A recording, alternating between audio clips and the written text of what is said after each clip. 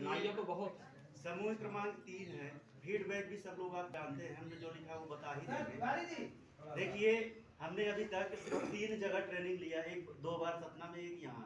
तीनों जगह हमने वैसे तो सीखा बहुत है, लेकिन हर सर से हम अपनी स्मृति में एक लाइन जरूर डाल लेते हैं। जैसे कि पूरे ट्रेनिंग में हमने एक चीज़ सर से जरूर परमानेंटली डाल लिया है।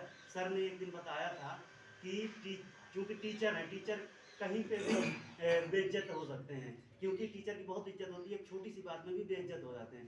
सर की हमने सिर्फ एक लाइन हमेशा आप याद रखेंगे कि किसी छात्र को सिखाने के लिए एक टीचर को कितना भी बेइज्जत होना पड़े तो भी होने के लिए हमेशा तैयार रहो। क्योंकि कोई अगर किसी के अभिभावक गाली गलौज कर दिया और छात्र कर दिया, तो टीचर ही एक ऐसी जगह है जहाँ सबसे ज़्यादा इज्जत और सबसे ज़्यादा बेइज्जत हो सकता है, दोनों ही चीज़ हो सकती है।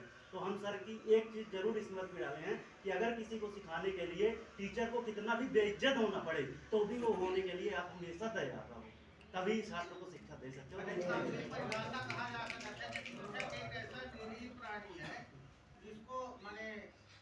समाज के लोगों द्वारा विभिन्न तरीके से तिरस्कृत एवं पुरस्कृत किया जाता है। जी, और दूसरी ट्रेनिंग में हमने एक लाइन सीखा था, जो सतना में सीखा था, कि सरकारी स्कूल में टीचर बोल देते हैं कि लड़के घर में पढ़ते नहीं। तो उन्होंने ट्रेनिंग में ये बताया था कि स्कूल में जितने समय तक बच्चे आते हैं, हमको ये मान के पढ़ाना है कि ये सिर्फ इतना ही टाइम दे सकते हैं, इसके अलावा कुछ नहीं दे सकते, तो ही उनको अच्छा शिक्षा दे सकते हो।